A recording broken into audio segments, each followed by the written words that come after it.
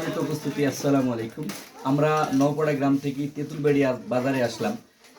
শুনেছি আজিজুল ভাইয়ের দোকানে সুন্দর মিষ্টি পাওয়া যায়, সেই মিষ্টি খাওয়ার জন্য আসলাম। বলার আগে আমরা একটু আজিজুল ভাইয়ের সাথে আপনাকে পরিচয় করে দেবো। ভাই, আপনার নাম? আপনি আগে কি করতেন? কৃষিকাজ করতাম। কৃষিকাজ ছেড়ে দিলেন কেন? কৃষিকাজ ছেড়ে দিলাম যেহেতু ব্যবসাতে হবে বেশি, এই জন্য কৃষি ছেড়ে দিলাম। আর মানে কৃষিকাজ আসলে সৎ পেশা, তাছাড়া বড় কথা কৃষিকাজকে মানুষ বেশি ঠকায়, এই জন্য আর থাকলেন না, তাই তো? হ্যাঁ, কৃষিকাজ করেছিলাম। কিন্তু আমি বলছি কৃষিখাতে যখন কাজ করবেন, কৃষিখাতের তো অনেক ব্যবসা আছে, ধান চেয়া যেগুলো আছে, এটা না গেলে মিষ্টি আসলেন কেন? মানে এটা যেহেতু করছি যে আমার অনেকটা সুবিধা হয়েছে এই কাজে কৃষি করছি। কৃষিকাজ ছেড়ে আপনি মিষ্টিতে আসলেন, যে কৃষিখাতে সবাই এখানে ঠকানো থেকে আপনি আপনার মতো করে এখানে করতে পারবেন, কেউ আপনাকে ঠকাতে পারবে না, তাই তো?